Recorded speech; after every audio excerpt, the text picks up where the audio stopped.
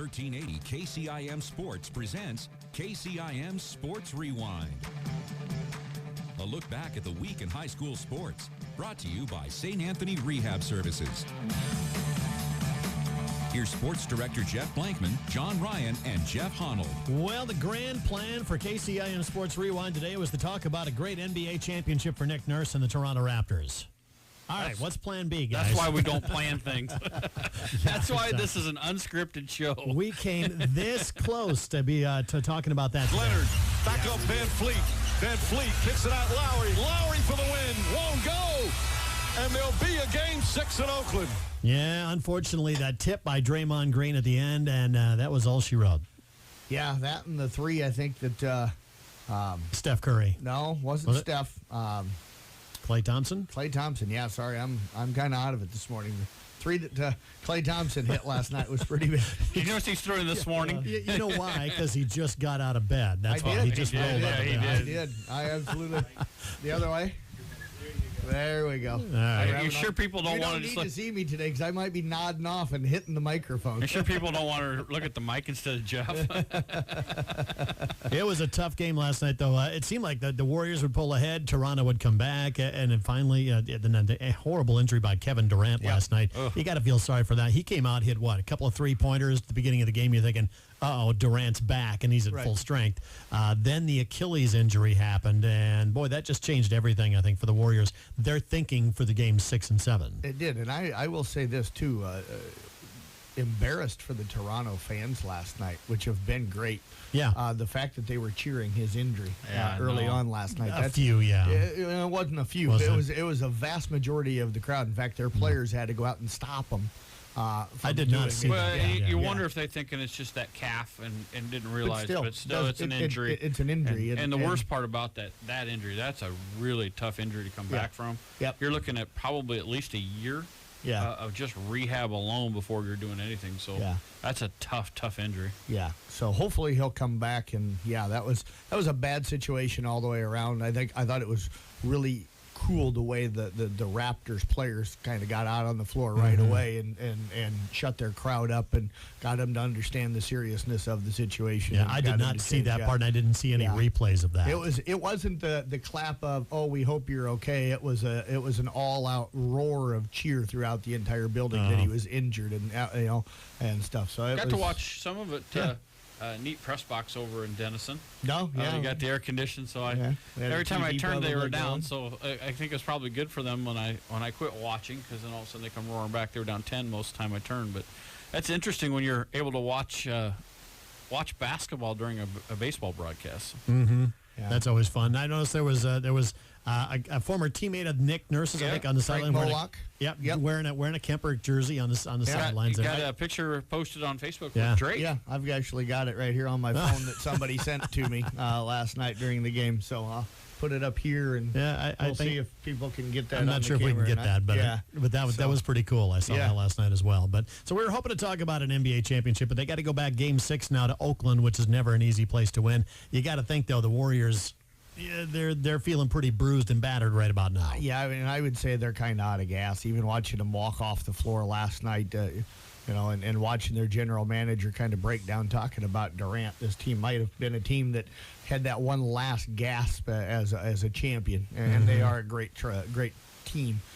One last gasp to send it back home. But the other thing is it's hard to believe that they can go 0-3 at home, though, in the NBA Finals this year, and that would be if they lost Game 6. They would be 0-3 at home. But when you watch it, Durant was able to take a lot of the pressure off Steph Curry. Yes. And get him some fresher legs. Yeah. Well, you watch him at the end of the games, and he's amazing, but he's worn out. He's done. And I think that's what Toronto's able to do, is just run him ragged, and by the end of the game, he's not able to hit those shots. And that's, on the other hand, it wouldn't totally shock me to see Game 7. I mean, I can easily see Game 7 happening. It reminds me like when the Celtics were doing I used to watch NBA basketball, and the Celtics were good. Larry Bird, McHale. And when they started to decline, that's what happened. The injuries started to take a toll, and it's just the wear of the playoff run and the 7-game series and all of that. The Warriors are starting to look a little like that. You think about it, 5 straight years in the NBA Finals, 5 straight years now they've had a longer season than anybody else besides Cleveland with LeBron James over those 4 years that he was there, and those two met in the NBA Finals. So, yeah, there's a little bit of an exhaustion probably setting in for them. But give Nick Nurse a lot of credit. I mean, you watch the game plans he's put together. Everybody thinks of Golden State as this team that's up and down shooting threes. They kind of run you out of the building when they get going. Toronto's been the quicker team. They've been the faster team. They've been the team pushing the tempo. They've done to Golden State what Golden State generally does to everybody else, and that's coaching. That's absolutely coaching. He has been masterful throughout most of this NBA Finals. Their defense has been really good. I mean, yes. A game was 106-105 last night, but you're never going to hold the Warriors down to 80 points a game. Right, absolutely. Yeah. Well, he's won everywhere he's gone. Yeah, he has. The guy's a winner. Yep. No doubt about it. Yep, so they go to Game 6 coming up on Thursday. Yeah, sorry to interrupt. I do need to say this. I've had a lot of people asking me over the last month, why we haven't had Nick Nurse on Rewind on a Tuesday morning. He's a little bit busy right now, folks. We had him on back during the preseason after he had gotten the job and in the summer and stuff.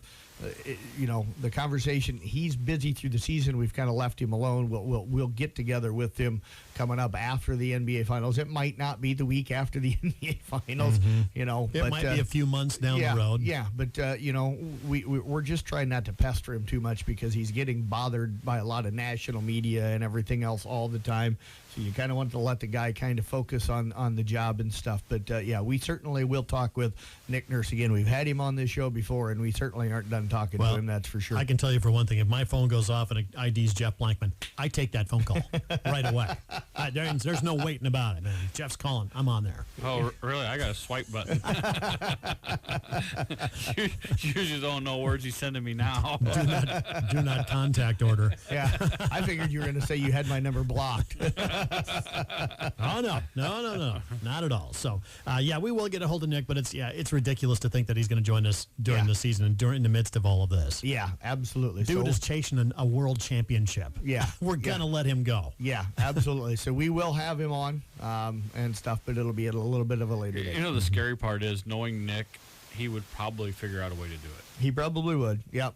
Maybe record at some point. He'd probably make time, but again, I applaud you guys that not even pushing that. Just let him go ahead and do what he does, and we'll talk to him later. He's got bigger fish to fry. Yeah. He's got to figure out how to win. We're pretty big fish. Look over here at the camera. I'm a pretty big fish.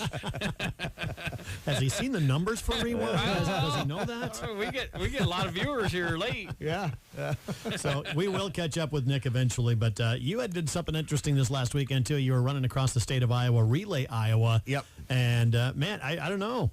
You don't look like you're ready for retirement here. You came back. You were pretty spry after this one. I remember seeing you after the first one. Yes. And you look completely exhausted. 50 pounds heavier and hadn't run in 20 years, and it was rough. Really? That was that bad, huh? Yeah, that was that bad. So, no, this one went really well. Had a great time, got a great crew that I run with and have in all the 4 years that I've done this. It's been a little different each year, and this year was, only a little bit different than it's been in the past, but another great crew to run with. Does it help going into retirement knowing that you got little Chloe there that can probably take over and do better since she was smoking people on Saturday? Yeah, it does. As long as she decides that she's going to do it. Oh, she'll do it as long as Mom lets her. Yeah, absolutely. So, but I know they keep teasing me that I'll be back, but I think mentally I knew that before going into this one that it was time to put up the running shoes, not to give up running by any means, but I'll be honest with you, I was okay yesterday.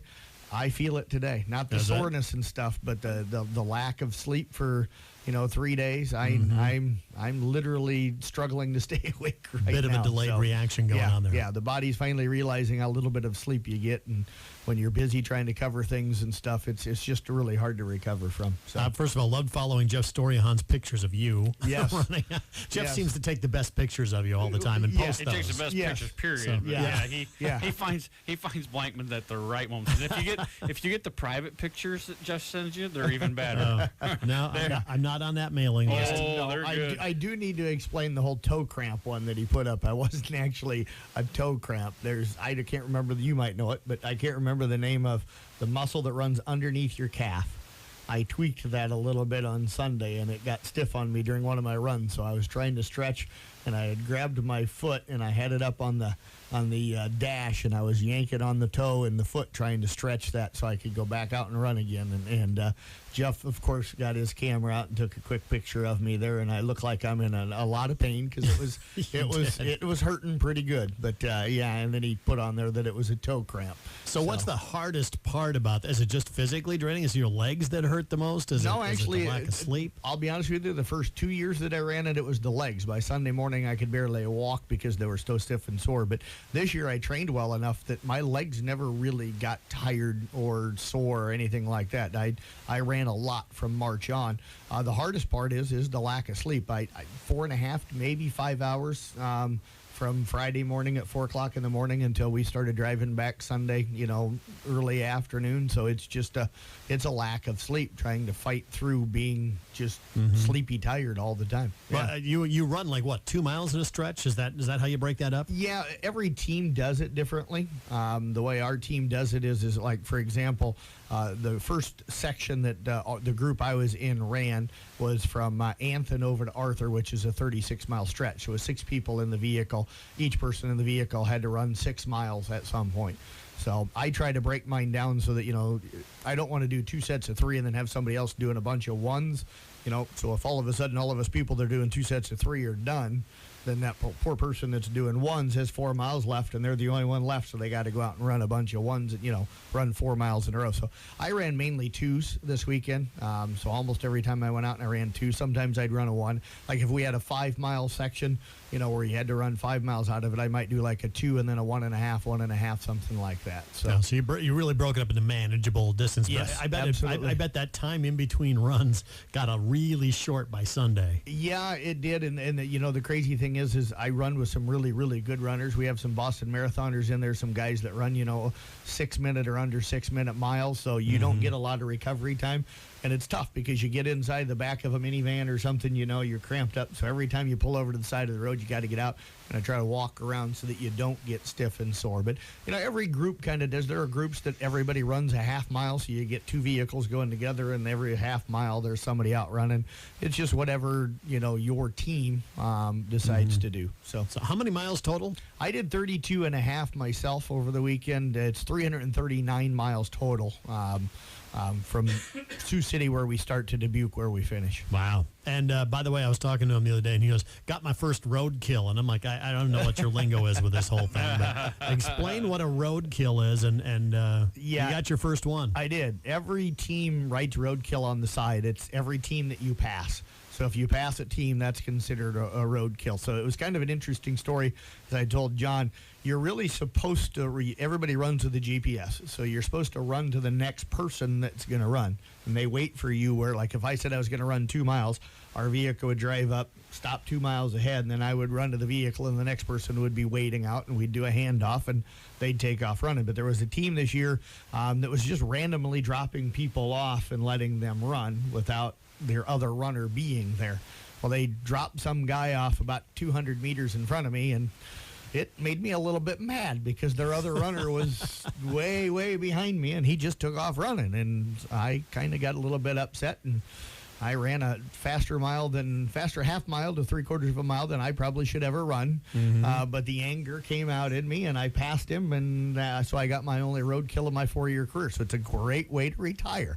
There you my go. only roadkill. So were they just trying to let guys run randomly, and because it doesn't count unless the GPS is there, right? Well, I think what they were doing is I think they were dropping a bunch of their people off, and then they would go back and pick them up where they ended and just drive the GPS ahead and stuff ahead, so that they were trying to speed things up. So technically they were running, but they were running the entire difference, but they weren't running it the way they were in a relay. Yeah, and the weird thing about it was they were keeping roadkill, so they counted me as a roadkill, even though nobody actually technically passed me, because the guy that passed me was driving in a vehicle when I got passed. So that was the part that kind of, when you figured out that was the stuff that was going on, again, you made you mad. So it made me feel really good to go ahead and pass that guy. So, yeah. So no more next year. No more. I know the team thinks that I'm coming back, but mentally I will put it this way. Every year I ran it, I wanted to do better, and I wanted to do it the way that I did it this year. This year I got through feeling really good. I ran my fastest miles on a consistent basis and felt really good about the way I ran it. So I think it's good year to just be able to step away and be done. Quit before you walk away going, man, I never should have done that. Right. It's still enjoyable at that point. Yeah. Good memories going on. Get an hour and a half of sleep on the independent, hallway floor that's rock hard at 11 o'clock at night on Saturday night, and then getting up an hour and a half later to go run again. I love it while I'm doing it, but I don't need to do it anymore. Yeah. So Relay Iowa in the books for this year. So we'll talk more. KCIM Sports Rewind coming up. Got some baseball and softball from last night on the way. Slow down, slow down, slow down, slow down. You need to slow down, slow down. You need to slow. It is KCIM Sports Rewind, of course.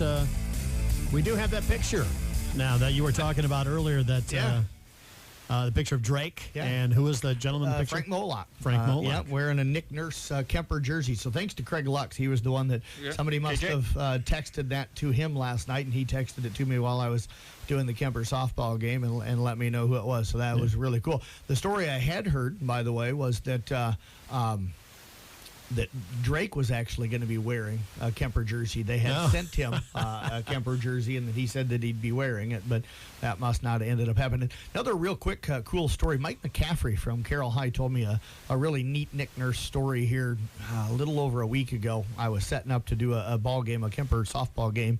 I think it was last week, and Nick told me a nice story. You see Nick Nurse out there with his glasses on during the games. He actually had laser eye surgery. Like a couple of years ago or something like that. Yeah. So he doesn't need the glasses. But his mom called him one time after a game and contacted him and says, "Where were you tonight? Were you feeling okay? I didn't see you on the sidelines. Are you okay?" Well, he was coaching, but his mom didn't see him because she didn't recognize him without the glasses. So those glasses are not lensed. He wears the glasses on the side of the court so that his mom knows where he's at when they flash the camera over to the bench. Pick him out. Yeah, absolutely. That's a pretty cool story. That's a pretty cool story. Yeah. That sounds about right. Thanks to Mike McCaffrey for giving me that update. So. Well, I know Randy Snyder told stories about, your big brothers picking on little brothers and hanging out with the Nurse family, things like that. So that was pretty funny, some of the stuff that he was talking about. He'd never make anything of himself. Hey, Randy. Nick's big brother and Randy are throwing Cheerios at him and doing like the picking on him and stuff like that. Yeah, like, you'll never amount to anything. Yeah, look at him now. He's not bailing hay, Randy. So is it Jim Nurse? Was that the older brother that was picking on him? Probably, I think. Okay. I was going to say, I know Jim from me coaches down at Coon, and then also, of course, officiates in the area. So I've gotten to know Jim pretty well over the last couple of years. So it's cool. I interviewed Nick years ago at the old 529 Club. We were doing something when he got named the manager of the Iowa Energy. Yes. So I interviewed Nick at that night. I mean, he was the same guy on the phone that was the same guy that night. I mean, absolutely. Just down to earth, nice guy. Yeah, he is. Every time we've had him on, and we've had him on several times over the years through his entire, coaching career with his travels and everything, and he has always been as classy as can be. Mm-hmm. Absolutely. I've certainly had some coaches that that we've interviewed, even from Iowa and Iowa State. I hate to say it, but they're like, I got to go here, make it quick, and doing some of that stuff, and it's just kind of like. It just leaves you with the wrong impression. There was a former Iowa basketball coach on the men's side that, I'm glad I will never probably ever have to interview again. So, as an Iowa fan, we're glad you don't have to. We're glad he's gone. I'm not going to say his name, but I think every Iowa fan out there the only knows. guy that can fail up. Yeah. Every time he failed, he got promoted. So unless this last one, then you guys legs cut out. You can call New Mexico a fail up from Iowa. Well, they went to UCLA, so that's a fail up. But that's a big fail there. Like no names are necessary now on that one. So he's one of my favorites. Yeah. He didn't leave too many favorites in his wake, that's for sure. So let's talk about local baseball, softball last night. You were out doing some games over in Denison. Yeah. What a thriller.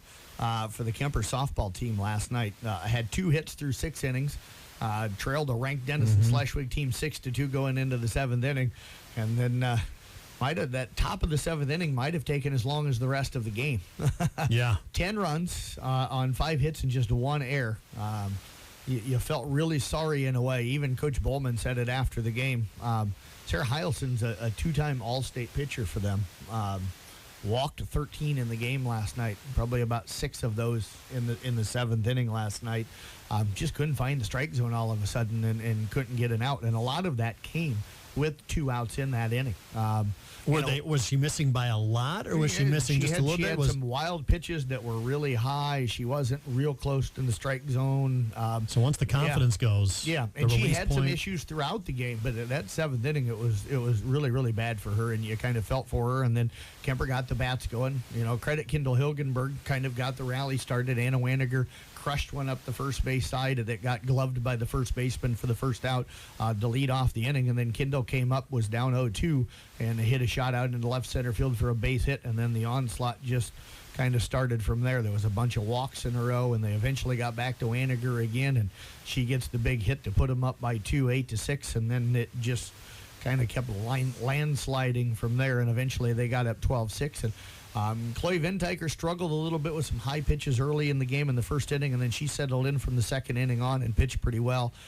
Did take a shot off of the thigh area in the 6th with 2 outs in the 6th inning, and they replaced her, not because of the shot.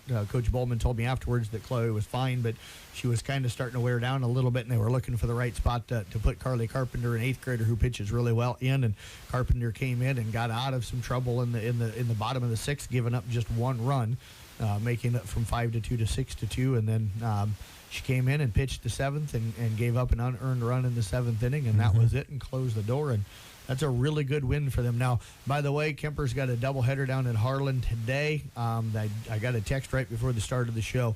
They're moving that for softball and baseball to a 3:30 start time for the first game of the varsity doubleheader because of the potential for weather tonight. So I have a Ballard Carroll doubleheader coming up tonight, the first game of that in softball tonight. So we'll keep our eyes and ears open if that changes as well. But the Kemper doubleheaders down at Harlan tonight are now 3:30 starts. It always stuns me, those last minute or those last inning wins when big rallies happen. Of course, the pressure's on, but the at bats get a little better. Yeah, the pitch selection gets a little more meticulous, and that's what kind of helps to add to the frustration of a pitcher too. And if you're getting people that are swinging at pitches you've thrown all night, and all of a sudden they're not in that last inning for some reason, that just adds to it. They laid off the rise ball, which had given them some problems, throughout the early part of the game. That's kind of what she would go to. When she was in a little bit of trouble, when she'd walk the bases loaded a couple of different times throughout the game, she'd kind of get on the rise ball and get a strikeout and kind of get herself settled back down. In that 7th inning, they were able to lay off of that. And then, of course, not long after Waniger hit the shot that got him the lead, Allie Mertz hit a couple of run home run. Let me look at my numbers again. A 2-run home run, and then the very next batter, Kenzie Schoen, went deep.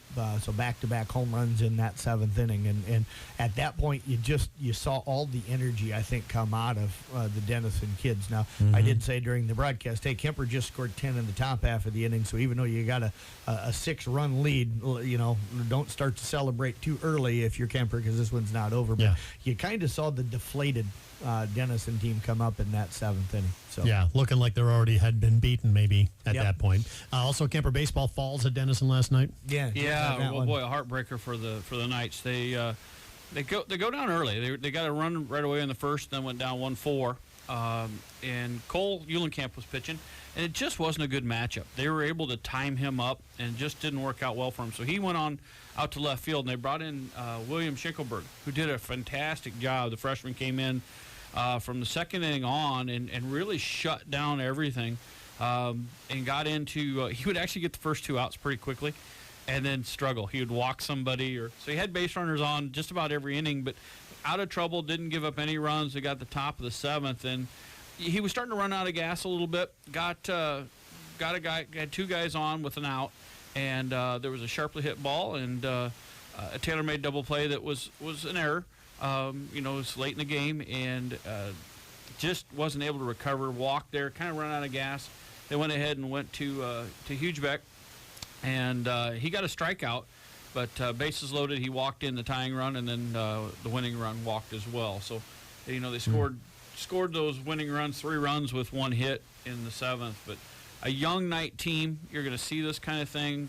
Coach took a lot of time with them after the game, discussing that they got a doubleheader with Harlan again today. So, want to make sure they understand that they had this game in hand, and with a 2-run lead in the 7th inning, all you really had to do was was finish, and they weren't able to do that. But back-to-back walks to tie and then lose the game. Yeah, that's a tough way to go. I mean, you got to let your defense work behind you, and that's not letting them do it. Right. No, and they weren't close. I mean, the last pitch was definitely a ball, and it's so the zone was really good all night. The guys were aggressive.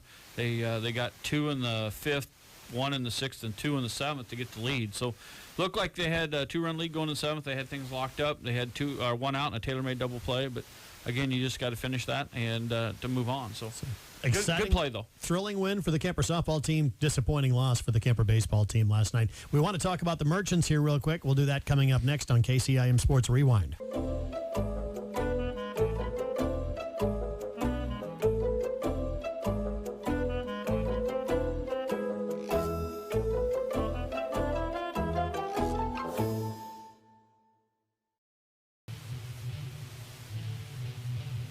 KCIM Sports Rewind. It's Jeff Blankman, Sports Director Jeff Honnold, and John Ryan with you. Let's talk some Carroll Merchants now. Jeff, Jeff Blankman, you and I had a chance to go over before some practices recently and talk to all the Merchants players, most of the Merchants players. We haven't gotten to all of them yet, but I think there's 16 profile interviews called Meet the Merchants up on our KCIM Facebook page or actually on the website at 1380kcim.com. What a great bunch of kids. Yeah, absolutely. It's been a blast getting to interview these guys, talking to them about where they grew up, family, hobbies, movies, things, video games that they like to play. Just kind of getting a little bit of a history about them. You learn why they love the game of baseball and why they decided to come play in Carroll, and you just learn a lot about them in these interviews. There's easy guys to cheer for. Yeah. Look at so much local flavor. It's so much fun when they used to come up there and you say, all right, you're from California. What do you think about Iowa and the sweet corn?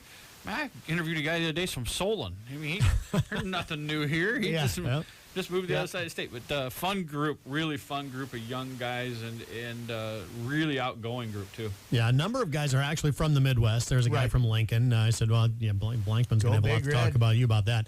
Minneapolis, around that area, a lot around the Midwest. But I did interview Chase Costa, is it? Yeah.